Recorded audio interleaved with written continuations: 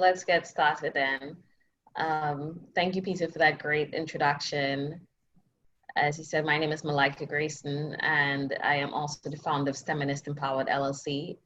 So the goal of the LLC, the goal of STEMinist Empowered, is to advocate for women of color to go forth and get advanced degrees through free resources, through graduate school mentorship, and really trying to ensure that we increase diversity and inclusion and representation as we go through academia, as we go through industry. So, I'd love to share more about that later on, but if you want more information, feel free to visit my website. And let's just kick things off. Today, I'll be talking about mastering the personal statement.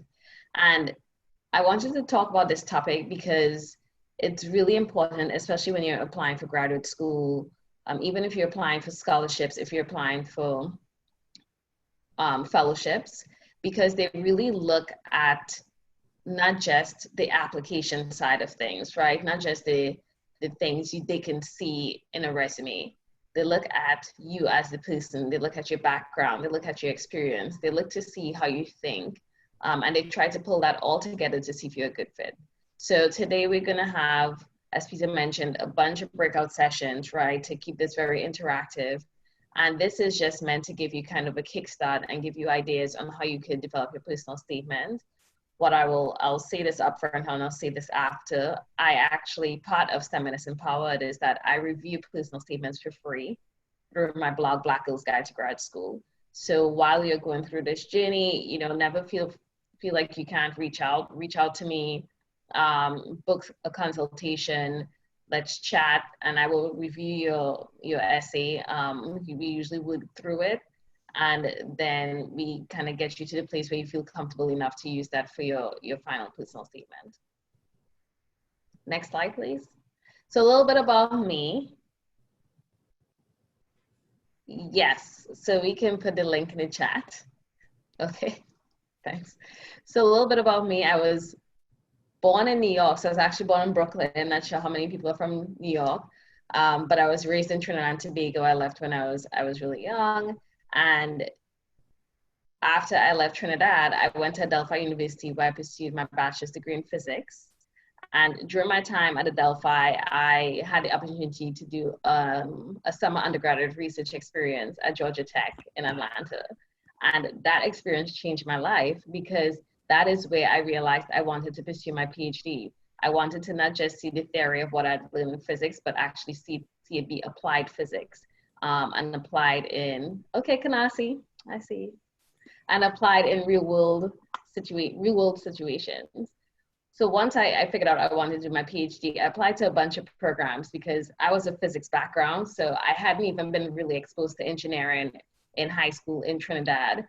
That summer undergraduate research experience was my first exposure. And once I applied and I decided to go to Cornell University, that's where I decided to pursue my master's in science in mechanical engineering. So ultimately went in for PhD, and along the way I got my master's. And I really focused on wind energy as my PhD research topic when I was there, because of the fact I grew up in the Caribbean and I thought of us using renewable energy. We have that Caribbean breeze, so using the fact that we have windward islands across the Caribbean and putting up wind turbines, seeing how we can use that to generate our own electricity. So that was my main focus, really looking at wind energy in urban environments. So urban environments like Boston, for example. So anywhere where you have skyscrapers where you can put small wind turbines on it, that's what I looked at. And once I graduated in 2016, I actually went to a NSBE conference, and that is where I got my job at Northrop Grumman Corporation. I walked up to the booth and the guy was like, "What are you looking for?" And I said, "Well, I have a background in wind energy, and I don't think I fit with this company because you're in defense industry. I haven't done anything when it comes to defense." And he said, "I think you'll be a great fit in this rotational program."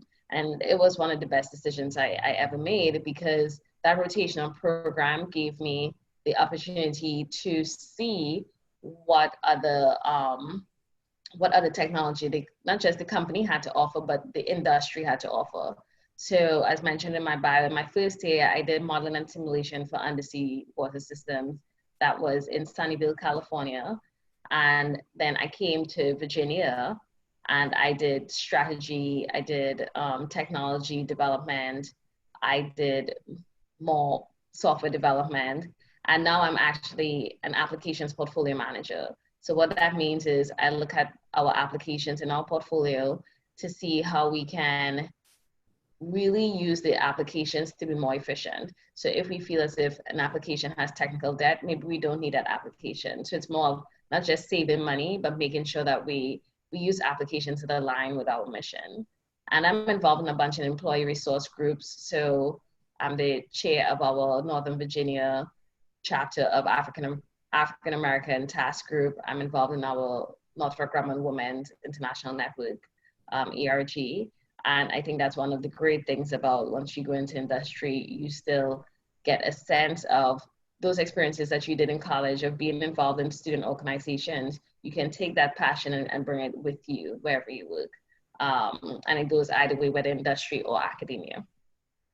And for the outreach that I do, as I said before, I'm the founder of Feminist Empowered LLC, and I do many partnerships with universities like this one, and to provide graduate school resources, including reviewing the personal statements for free. I do some blogging, and I'm a 40 Under 40 ambassador for Trinidad and Tobago, and also the Collegiate Initiative ambassador for the NSBE DC professionals for George Mason University.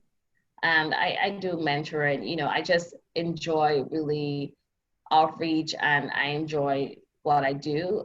So I like to say this is my side hustle job because I have a day job. And so this is my nighttime job, which I definitely love. Next slide, please.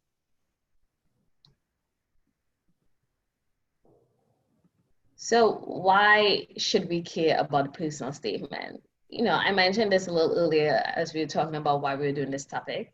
And I was actually looking up the meaning of the definition of what it is to make a statement. And to make a statement is where you are showing your uniqueness, right? To basically, you tell people something that you think is important. It's a statement that you make when you're trying to communicate your idea, your background, your aspirations. It's where you express your motivations. So when we think about your opportunity to make a statement, when you write that essay, when you write your personal statement, these are the things that you are doing, right? These are the opportunities that you're getting. You're getting to show people how unique you are. You're getting to show people your background, why you want to be there. You're getting to express your motivation. And usually the personal statement comes in two forms depending on where you're applying. So I think for the majority of us, the general personal statement is going to be free form, right? As you apply to a PhD program, as you apply to graduate school, they ask you about your personal statement. They ask you to write your background and aspirations and why you want to attend the school, what makes the subject area important. And then you have the response to specific questions. And these are statements that are in response to like a PhD program or business school that are really tailored to that program.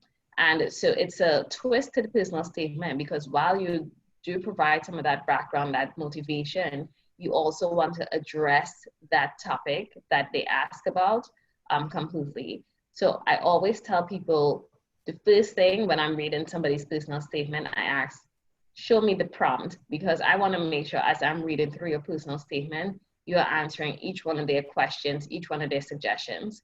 So when you're looking at your personal statement, you want to look at all the things that they asked you. And as you read through it, you know, they say, oh, what experience do you have in this field? You can highlight and see where you've put that. And that is a great way to kind of build that personal statement. Next slide. And I think this is a breakout session actually. So I'm gonna ask that we go into these breakout rooms. So this is our first one. So we're gonna try to do this and see how it works. And what I want you to do in this breakout room, because we talked about why we care, right? Why we should care about the personal statement.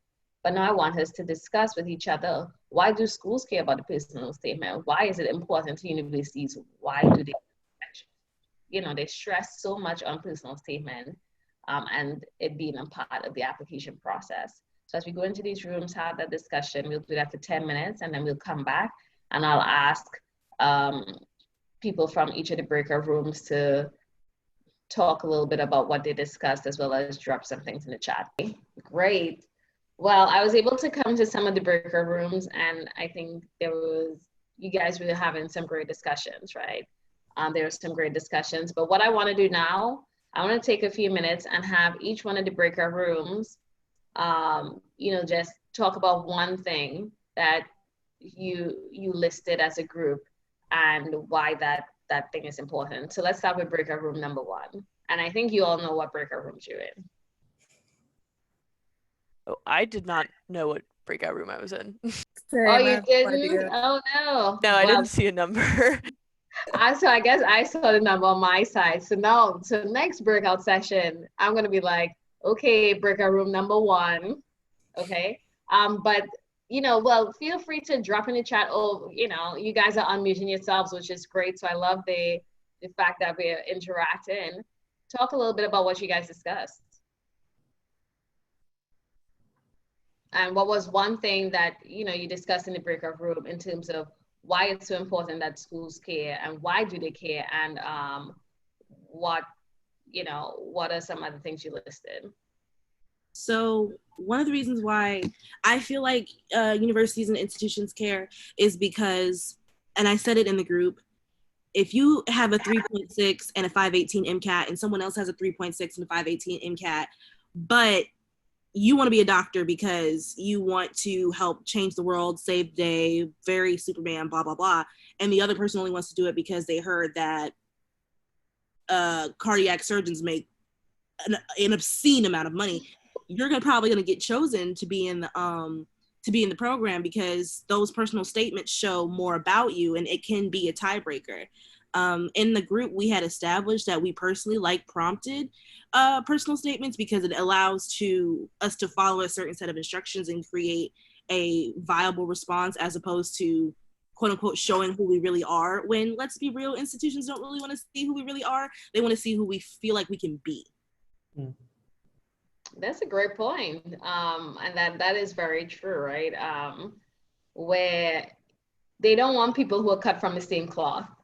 And especially when you're applying to certain schools, everybody is fabulous. When you're applying to graduate school, the fact that you're applying to graduate school, that just means that you're brilliant, you're a great person. They know you're a good student, right? But what makes you that student that belongs there? So I think, Turia, that is a great point. And tell me if I messed up your name.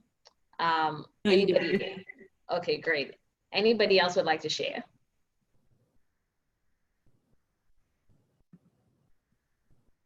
We need at least one more person to share, and then we'll be able to move on. Well, I was in the same group, and something that I said was that this is a university's way of creating the environment they want for their students, so they can pick out the diversity that they would like to have for their students. That's a great point. And sorry, I didn't catch your name. Chineri. Awesome. Yeah, so that's a great point, right? Because they're really being selective when they read your statements. They're looking to see, okay, based on this pool we have, who are the people that will really, really kind of contribute to our vision, who is going to add to the institution, right? So I think that's a great point. Thanks, Peter. So we talked about all this, really. Why do schools care? Programs look for a number of characteristics when reading personal statements. A good fit between, so we talked about it being a good fit between the program and the student. Academic ability. So Turia touched on this a little bit, right? When it comes to everybody has the same, everybody kind of, they come in and they probably have the same scores, but they have to differentiate themselves a little bit, but they're still looking at your academic ability to see, I think one of the breakout rooms said this, to see if you are even able to handle that workload, to handle that program. Approach the challenge and adversity. So one of the other things that I heard in some of the groups was that you don't just want to relist things from your resume. Your resume is meant to glow you up. but the resume doesn't go into detail in terms of how you approach a challenge or adversity. And this is really the chance to show them how you can overcome, so that they know when you have a challenge in graduate school, when you have a challenge in the program, you are going to be able to approach it. Enthusiasm and commitment for subject interest. So you don't just want to be generic, right? They're not looking for somebody to say, well, I love physics because I love science or something. They really want to know why you are interested in that subject area. Maybe something happened when you were younger and that really just fueled your passion, or you had an experience, a work experience somewhere, or a stretch assignment somewhere. And to you, you're like, well, no, I want to be committed to that subject area. And then they're looking for well-rounded individuals, right? They're not just looking for academics. They're not just looking for someone who is enthusiastic. They're looking for someone who is a well-rounded individual, who has all the leadership qualities that they're looking for, who can encompass what they're looking for when it comes to really having a good fit between their program and the student, who can add value to the institution as well. So let's talk about elements of a personal statement. So the first one we're going to talk about is the opening paragraph. And this is, to me, one of the most important parts of the essay. And the reason why it's one of the most important parts of the essay is because this is where you grab the reader's attention. So from the time I read a personal statement, I know you got me if I'm reading that first paragraph or those opening paragraphs. I'm like, wow, you have something to say. You know, you set the tone for this essay. Your background speaks volumes. That is where you really capture it.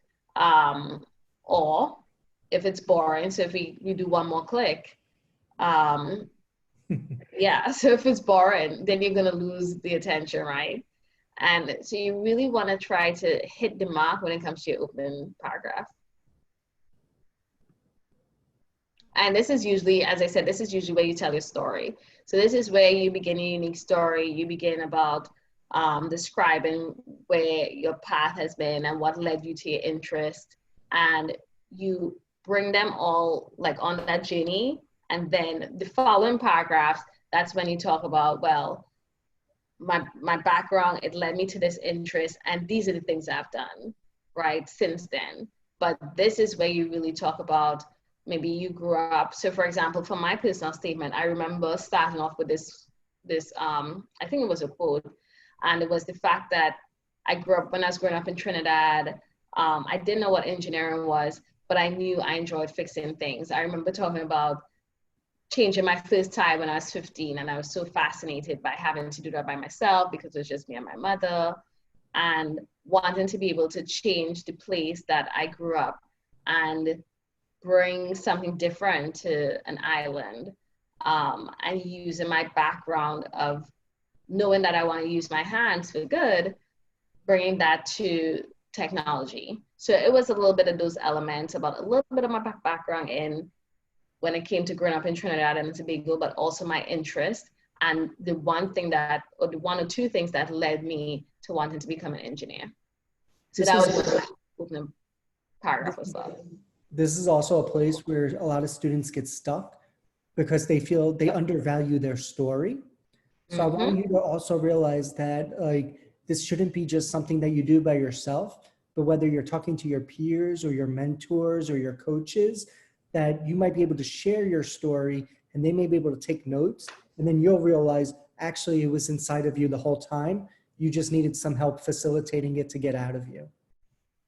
Yeah, that's a great point. That is a great point. And it's okay if it takes forever, right? Because it's such a hard part. This is like where, like Peter's listing here, this is what makes your story unique. This is what sets you apart. So this is going to be hard because it's almost like, even though it's facts about yourself, it's facts that you have to think about. So you want to think about asking the right questions. What makes your story unique? You know, what really sets you apart? What adversity and challenges have you overcome, as we talked about? What did you learn from that experience? And how did your life journey impact you and your choice to pursue graduate school or come up, you know, whatever program you're pursuing? on the next slide, I put an example of a personal statement. So again, there's so many resources online, but I just took a snippet of one. And you know, you can read what she said. This was like her kickoff. I waited patiently by the bench in what all Harvey Mudd chemistry majors call the super lab, starting from what seemed to be hours at a small flask bubbling with something that looked like a cross between Pepto-Bismol and whipped cream. So she already got me from that first line. I was waiting for color to turn just the right shade of blue before I could go home for a late dinner, but it was obvious that this solution was as far from blue as baseball is from rugby. I realized then that Super Lab was not so super, and neither was the career as a chemist. So this is really visual. You know, I think this is somewhat animated, but I just wanted to give you an example of the fact that he or she really draws the reader in, because they talk about, you know, a little bit about their background, and then the fact that they're saying, they're talking about the career as a chemist is kind of something that they thought was fascinating, but it no longer is. You want to know, well, wait, what happened? So I want us to try this. So if we go to the next slide. Oh, actually, let's go back, Peter, because I want to take a pause and see if we have any questions about the opening paragraph.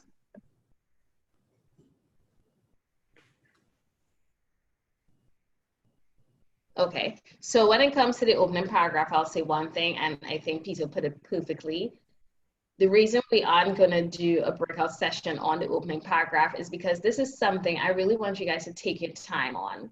And when you're working on it, as I said, you could send it to me, you could send it to you know, people you know, and do different iterations, because it's something that you really have to think about. Okay, I've had such a great background, or I've done all these things, but when did that shift happen, right? And you can ask people to even help you list some qualities. You know, when you think about me, what are some qualities you think of? And you can use that feedback to help you develop that opening paragraph. And I just want to, oh yeah, go ahead, Peter. I just want to press everyone to think of questions throughout this presentation that you can ask, because this is a very special opportunity to have Dr. Grayson here. So I know just with experience with students over the years, there are so many questions you're going to come up with throughout the process. So if you can get some of those responded to today, I think that'd be wonderful and helpful, not just for yourself, but everyone else in the room. And even if you have a bit of expertise in writing personal statements, maybe ask questions that you think are relevant for all the students to know about in this room. Yeah, that's a great point. Yeah. So let's talk about the why. So we talked about, you know, the opening paragraph, and you've got the person just through the first couple paragraphs, and you've talked about your background. But now this is where you share, okay, but why are you entering the field? So we know what motivated you, but let's talk about some of the facts. And this is where it's a little bit of twist of the experience that you've done, discussing your interests, and truly expand on the passion for the subject matter, right? So as I moved out of my opening paragraph, for example, I talked a little bit more about my interest in the field and my interest in engineering, and why I was really interested in this particular type of engineering. I talked about, because I didn't know what I was going to do wind energy, but I knew that I wanted to do mechanical engineering. So I mentioned a little bit about the fact that even though I hadn't done the engineering before, you know, this is what I thought it was, and this is what made me passionate about it, because I knew I was passionate about fixing things. I knew I was passionate about creating. I knew I was passionate about being innovative, but I didn't know what that meant when we said mechanical engineering. So these are some of the questions you want to ask, right? What are your interests? This is where you tie in the background and your life experiences, as I mentioned before. When did you realize you were passionate and interested about the subject? How is this choice going to help you achieve your career goals, right? So maybe when you talk about, you know, I'm passionate about, so when I said mechanical engineering, I said I'm passionate about this because I know that I wanted to do something in Trinidad, and I know that I was going to use that expertise, that experience that I had gained when it came to learning about mechanical engineering to go back and build something phenomenal. So this is where you really want to talk about those experiences and what motivated you, and what's going to motivate you when it comes to achieving your goals. Dr. Grayson, I have a question.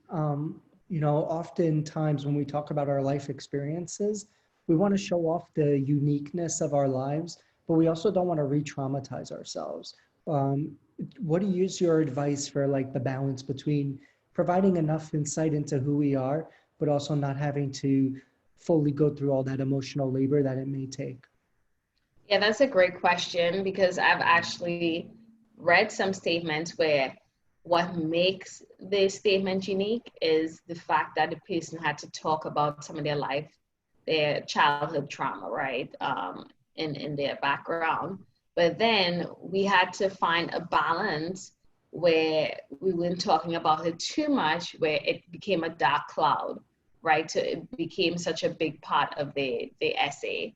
So I would say, really, when you're thinking about your background and thinking about some of that trauma, or thinking about some things that really, oh wow, I haven't thought about this in a long time, and this was the reason that I decided to do this, and it may not have been a good experience, but it's something that is important to your story.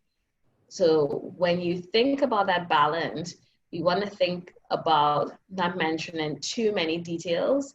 Like, you want to be able to say, okay, this is the why, and these are just a few snippets when it comes to the why that happened and why I got interested. But when it comes to giving too much detail okay, well, these 4 things happened before then, and then the trauma happened, and then after the trauma, this is how I was dealing with it. You want to make sure you keep it brief.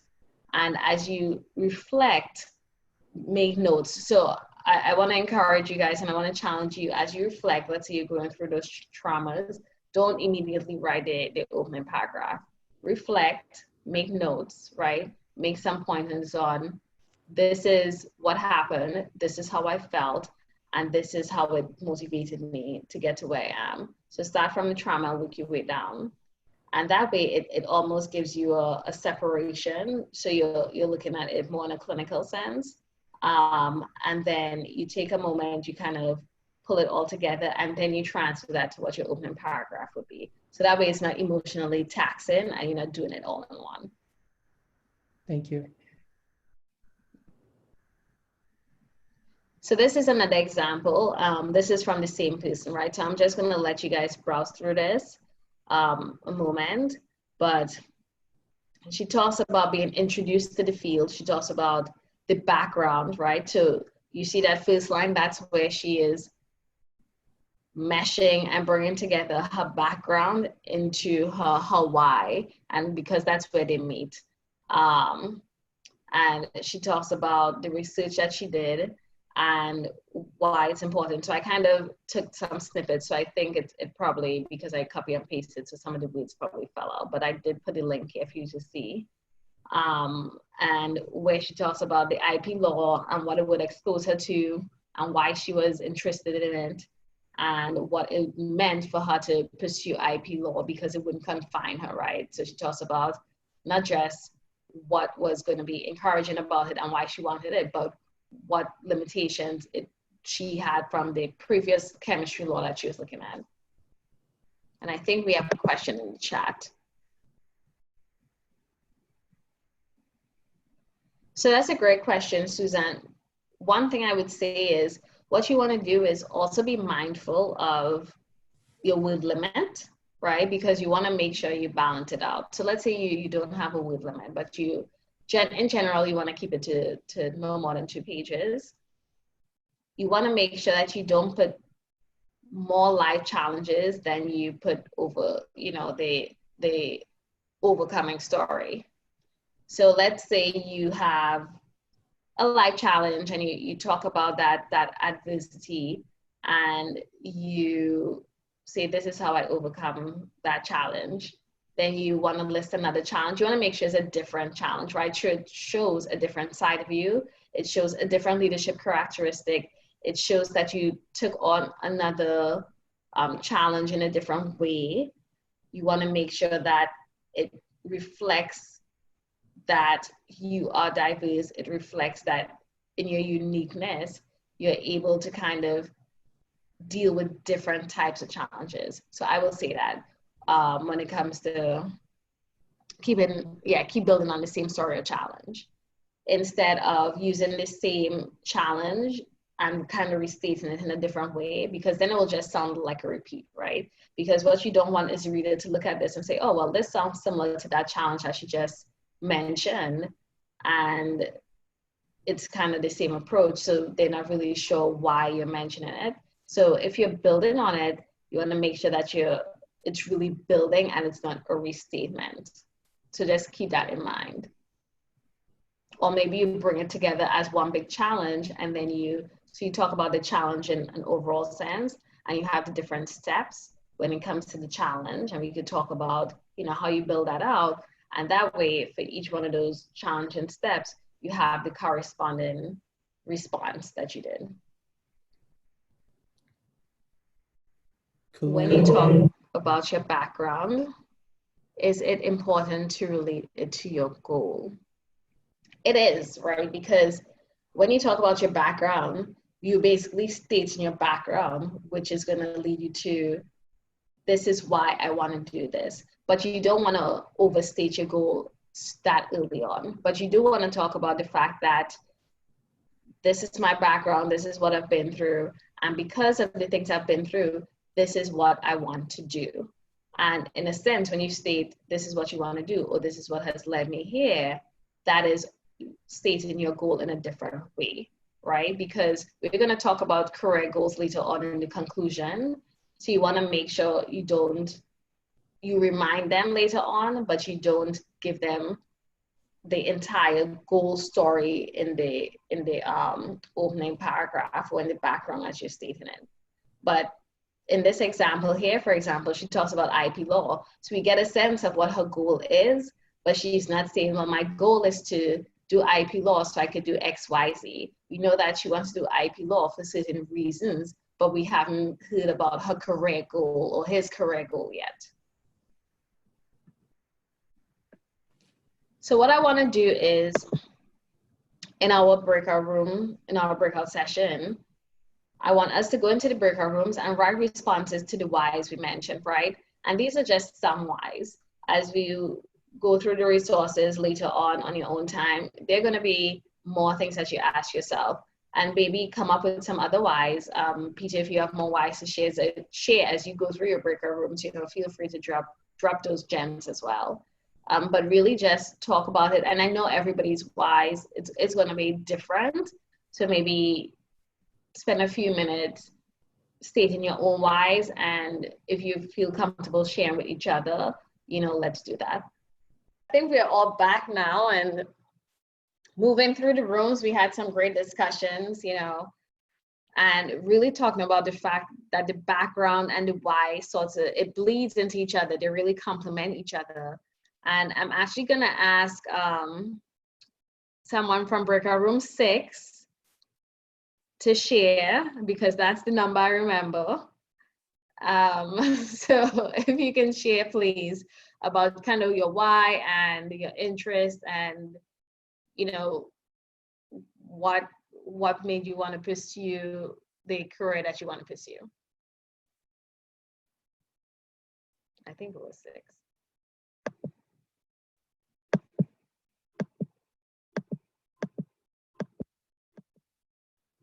Let me see. I know, Peter, we did such a bad job of telling people their breakout rooms. I know I did.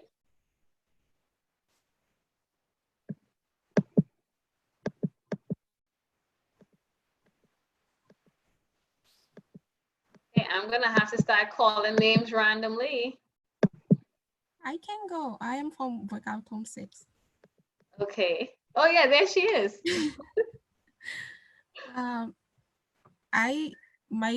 My goal is to pursue graduate school in order to learn more on ways I can help treat water and provide clean water in different communities around the world, because I am from Africa, and I noticed that fetching water was an activity that get into the way of many young women education.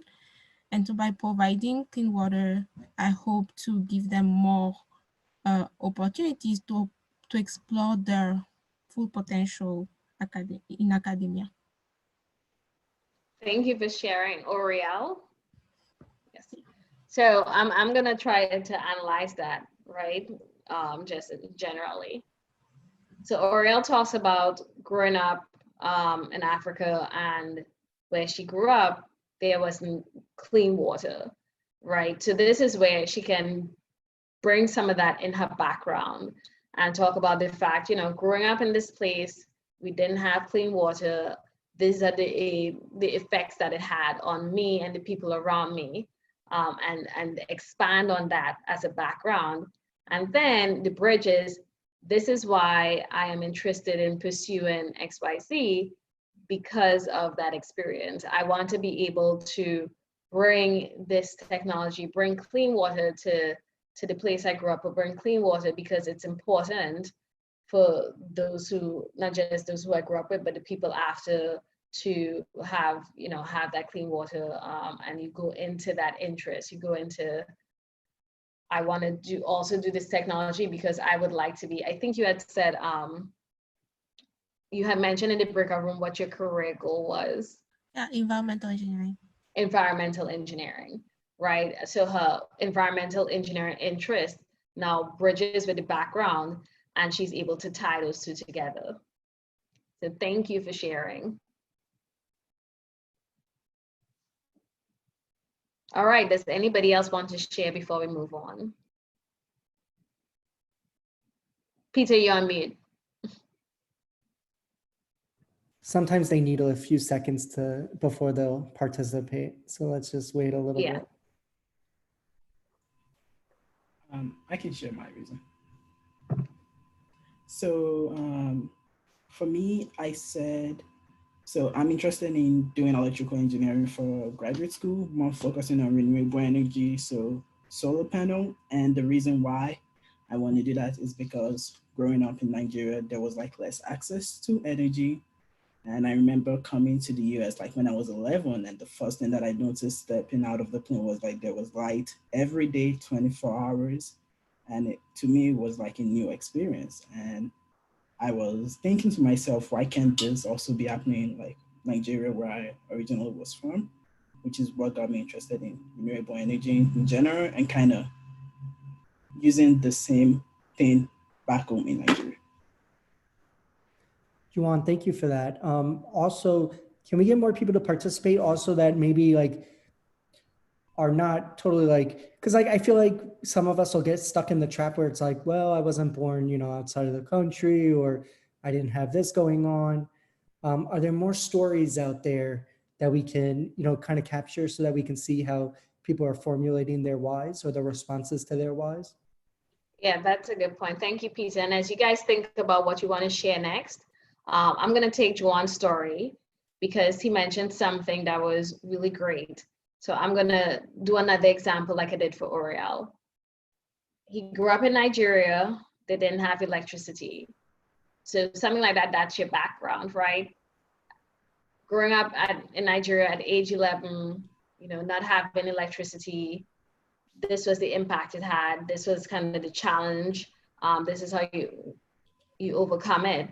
As I came to the US and, as I walked into, let's say, the hotel or wherever you walked in, and I saw just how abundant electricity was, or how abundant this thing was, that is really what motivated me to pursue my interest of being an electrical engineer, because I would like to take that back to Nigeria, and then you go into that renewable energy aspect. So that touches on your career goals. You kind of talk a little bit about your career goals about doing renewable energy through being an electrical engineer. And then later on, that's when you talk a bit more about your future aspirations with everything else. Thank you.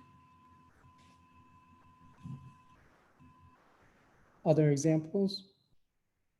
I can go. So basically, I said that when I was in middle school, I had a dream to build a flying car because when going to school and everything, there was a lot of traffic. So I was like, why not build a flying car so to avoid like being late every time at school? So that's when I realized that like I really wanted to do something related to mechanical engineering. I mean, at that point I didn't know that like I wanted to do mechanical engineering, but that's when I knew that like I love doing arts and build things. So well, growing up and stuff, in high school I went to a session, like an engineering session in California, and my group were talking about biomedical engineering. We were like at a project about doing something about like brain and stuff, and that's made me realize like, oh, I actually want to like relate mechanical engineering to medical field too, but I don't know how to do that. And so that's like one of the reasons I want to like, because I'm doing mechanical engineering right now as an undergraduate, but like one of my goal when I want to do a master, I want to like relate it to medical field. So because I want to like relate it to medical field, because as I grew up, I spent a lot of time at the hospital. So I know like I really wanted to help out like the doctors in a different way, like building machines, design machines, and yeah, that's all. Thank you for sharing. And you stated a couple interests there, which I think is great, because even though there are two different ones, so you talked about when you're in school, you had a dream about flying cars. That's a great opening paragraph, right? But then you also talk about, growing up in hospitals and wanting to help doctors with improved machinery. So it's almost where you can tie into your interests, right? Where your mechanical interests and your biomedical interests meet. And in your interests, you talk about, well, because of that dream, I'm interested in, figuring out how things work, how they're built, how we can be more innovative when it comes to mechanical engineering, but also use the fact that I grew up in hospitals to apply that to medical machines. So I think that's a great story. And it's really just a matter of putting down all these elements and then moving them around so the puzzle piece really, really fits. So thank you. All right, so let's move on to the next slide. And so these are the questions you guys answered, and they were great. So thank you for participating. Now we're later down in our essay, right? We want to really leverage our experience. And this one, I think this is where you take a lot of the elements from your resume and you put it in here. So you're using your experience to show what makes you a great candidate. It goes. Sorry? Hello? Oh, okay. So you're using your experience to show what makes you a great candidate. Highlight experiences that will help you as a student. You want to talk about what you've done. So for example, I used my experience as a summer undergraduate research student in this section of my essay when I was applying to graduate school. I talked about, I did this for 10 weeks and this is the project I worked on. So I gave a brief intro on the project and not just state the project, but what I did, right? And what the outcome was and how this experience was going to help me. So that's what I did. You want to make it all rounded. I also talked about extracurricular activities, right? Because this highlighted my leadership and innovation. So the student organizations that I was a leader of and what it meant to be a leader of them, I talked about those and what it meant to collaborate with my other executive board members. And sharing these experiences also shows your willingness to get deeper beyond the academics, right? Beyond the classroom.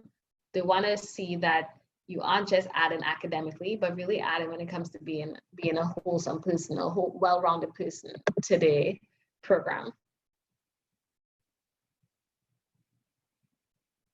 So we're gonna do another breakout session, and this one is easy because I want you guys to really chat about your experiences. You could really pull up your resume and talk about what you've done. So list your experiences, whether it be you're part of a student organization, whether you've had a summer undergraduate research experience. This summer program that you're in right now, this is an experience that you could talk about. So really list some of the things. If you had an internship before, if you do stuff within your community, maybe you volunteer, let's just list some of those things. And then as we move through breakout rooms, you know, Peter and I will talk to you a little bit about how you can use those in your essay. Great.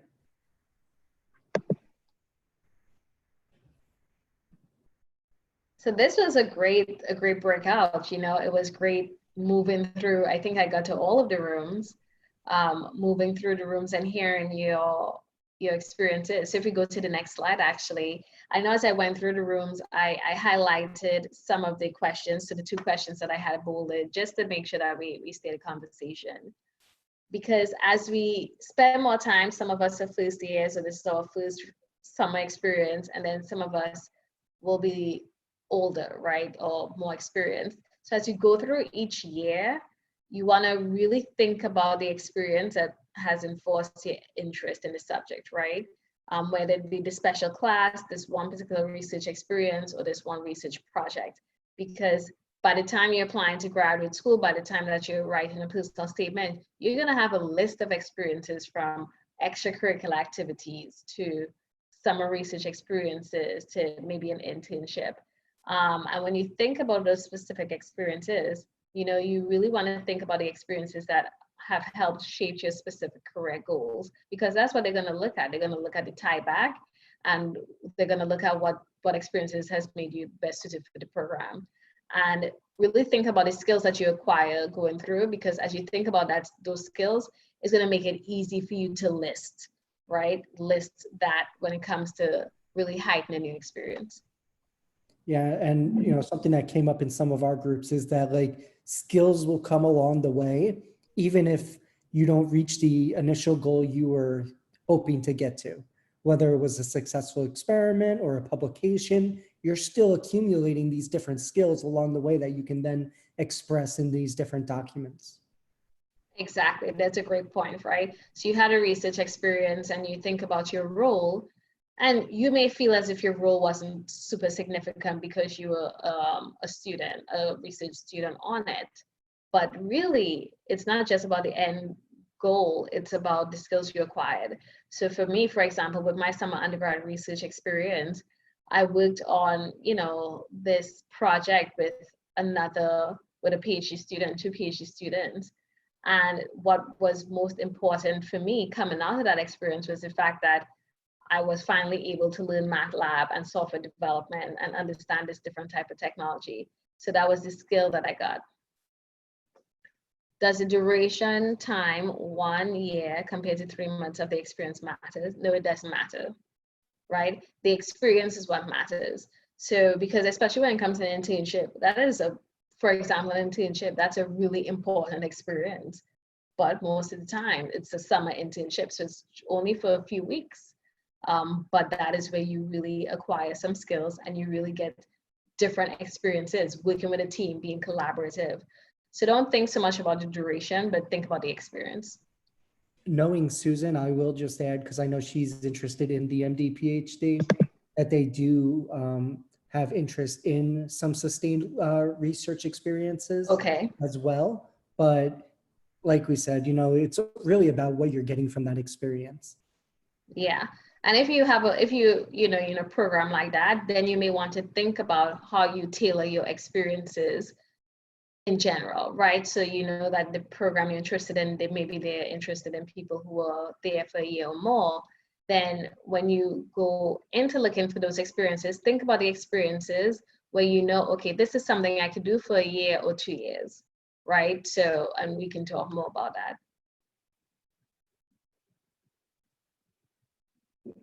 How do we avoid repeating our resume when talking about our experiences and skills? So that's something you don't want to do, right? I think even if, and this is where, as you talk about, and this is why I said, think about the skills you acquired instead of the experiences sometimes, because you could list every experience, but then you kind of did the same skills. Whereas you can really talk about your skills in general. You can talk about your experiences in general and say, you know, through these experiences, I was able to lead different teams. So I was able to acquire this skill. So this will avoid you being repetitive when it comes to restating things kind of based on those experiences that have the same skills attached to it. Yeah, or tell the story. So, you know, maybe we see that you presented at the LSAMP Research Symposium, but we didn't get to see that how much there was struggle and there were momentary failures in the experiments. But then, you know, right before the conference happened, you were able to have a big breakthrough, or you were able to help in some sort of way. That's something that you can't express in one line on the resume, but you can express in the personal statement. Yeah, yeah. So you don't have to repeat or restate, but use it for a different purpose. Awesome. Next slide. So I'm going to skip over this example because I think we understand. So the next section, what are you looking for in a program? And this is really important as we think about school specifics and praise, right? Because we're going to apply to, you're not just going to apply to one program unless you're really specific about that one program. You're going to apply to multiple programs. What makes that program specific? What are you looking for when it comes to a program? Is it the location? Is it the professor that you're interested in? You know, do they have a special program specific to what you're looking at? Do they offer some type of internship, some type of research experience? So in this section, you're going to take the chance to really talk about the school and what makes the school special to you, right? Because this is what kind of helps when it makes you, what helps in terms of making your personal statement different when it comes to the different places that you're applying to. You don't want it to be generic. You want every school to feel special. So discuss what about the program that made you want to apply, and if we click next. Well, I just wanted to add on to this also. Something that we talk about is developing relationships before you even apply to schools. So like this might also facilitate some of the questions you can ask faculty or current graduate students to have those, you know, conversations before you're even applying. Yeah, exactly. Because this is where you want to be specific, right? To tag on what Peter said. This is where you're really specific about the facts you state to help support why you want to go to the school. And those conversations come into play. So for example, when applying to school, if you know you're interested in a citizen research area, when I was applying to Georgia Tech, for example, I called out the professor that I met, right? I had a meeting with him when I did my summer undergraduate research experience. And I said, you know, I'm interested in this school because of his lab and the things that he does, because he stood out to me. And sometimes you don't even have to get that specific if you haven't met the person. But as Peter said, you talk to the students in the lab, you send an email. And at times, I know professors may not be as responsive. So that's why you kind of talk to the students to get an idea, or you research the professor, right? You research to see what they're doing in the field. So that way you talk a little bit about this person's work is of interest to me, and this is why I'm interested in the school, and you really expand on that. So a few of your favorite things. So this is our last breakout session today, but I want us to really think about what are the list of requirements we're looking for when it comes to program.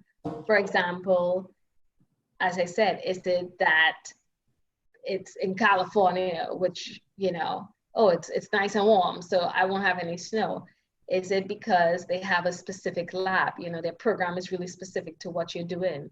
Let's say you do environmental engineering and you want to do wind energy studies like me.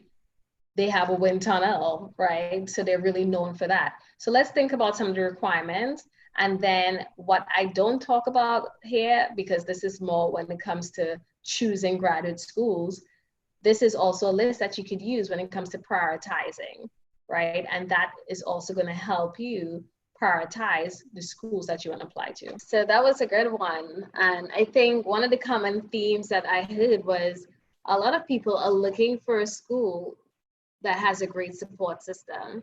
And I think as you think about listing your requirements, listing out what you're looking for in a program, that can help you appear on your list when it comes to schools you're actually looking for, right? And then you use that as a way to state what makes this program unique. As someone pointed out, it's not necessarily what makes them unique in the academic sense, because you're applying to them, they're a great program, but what really makes them unique overall, right? Why do you want to study at that institution? What are you going to gain from the program? And are there specific professors that align with your interests? So you can, that's where we talked about kind of calling on professors and using those connections that you've made. And it's never too early to start making your list. Next slide. So yeah, so I think we talked a little bit about this in some of the breakout rooms. So again, this is just an example that you can take a look at during your free time. So we're down to the end, we're down to the last section. And this is the conclusion. This is where you tie everything back together, right? This is where you end your story as strong as you began, and you really pull it all together and reinforce what you've said. You kind of go through that checkbox to make sure, okay, yes, I stated my background, I stated my interest, I stated what makes the school unique, I stated why I want to do this, and then you talk about your future plans and your career aspirations. So tying back to when you stated about your goals earlier, so it's one thing to have your goals, and that's why you pursue your interest because of your goal, but then apart from your goals, you build on your goals to have your future plans and your career aspirations, because you're really reminding them in this section what makes you ideal and how you're going to align with their institution. And no, you're fine. Yeah, so let's next slide. And again, this is a great example snippet where we talk about reinforcing why this person wants to be a lawyer in IP law, and what has made them interested in it, what qualifies them to be a great candidate, you know, reminding the school that they're unique and they're one of the best candidates for this. This is a beautiful paragraph right here. I love this one. Yeah. Yeah, it really tells them, you know, what makes them qualified and what the school is going to do for them, right? This is why I think I'll be a good fit for this school. This is why I think this school will be a good fit for me. So how do your skills and characteristics make you a stronger candidate? So we saw that in that example, basically why they should be interested in you. And we saw that in that last example too. So it's really about asking the right questions when it comes to this. Next slide. You have a question from Susan.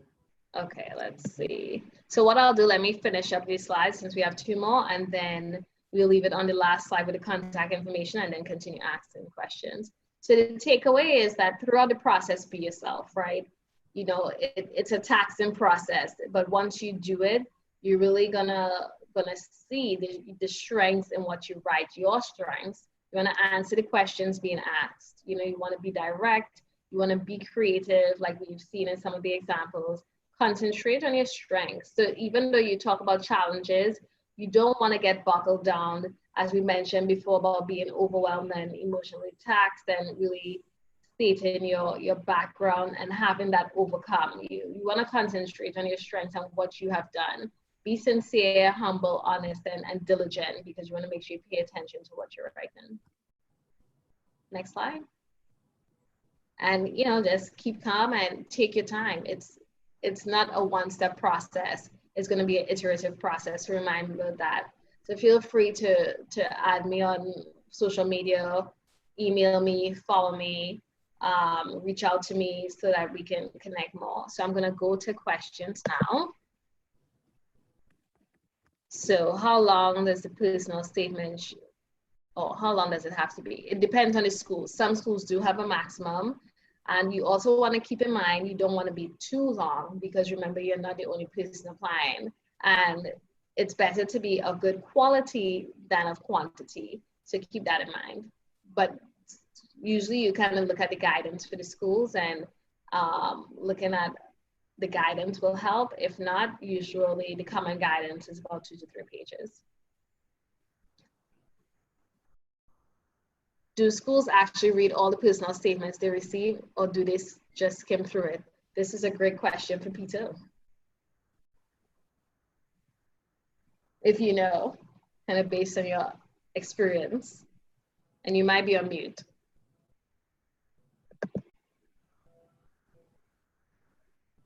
Were you asking for me?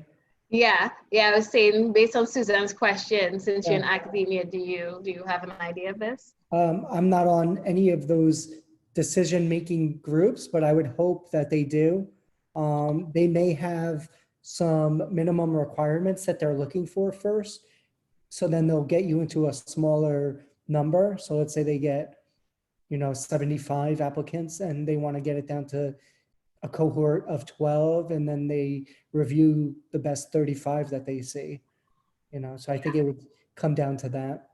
Yeah, so I agree with Peter. Even though neither of us have been on those panels, there's some type of rubric, right? So if 1,000 people apply, they're not going to read 1,000. They go through their rubric to see who is qualified based on the rubric that they have. It may have been an academic rubric, and then based on that, you go to the next step. And then that's where they really dig deeper and they use the personal statements to help. And I'll share with folks that, so when I applied for graduate school the first time for my master's degree, there were some schools that I got in and some that I didn't. And I realized that the schools that I didn't get into had more of a statistics background. And that was a weakness I had at that time in my life, where I didn't really go deep into math or take any of those quantitative courses. But I didn't know until maybe like 3 years ago now, which was probably like 7 years after I even applied, that was probably why I didn't get into those programs, because they were looking for more of a quantitative background. So getting some of that perspective about what those schools are looking for will help you inform your process. Because let's say I knew about that, maybe it's something I could have addressed in the personal statement that would have made me more appealing.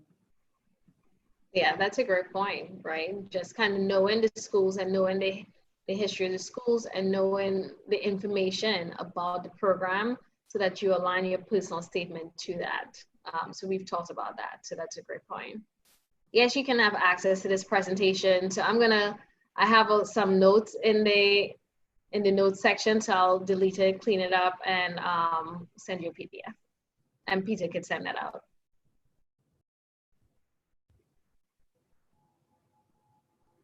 Are there any more questions?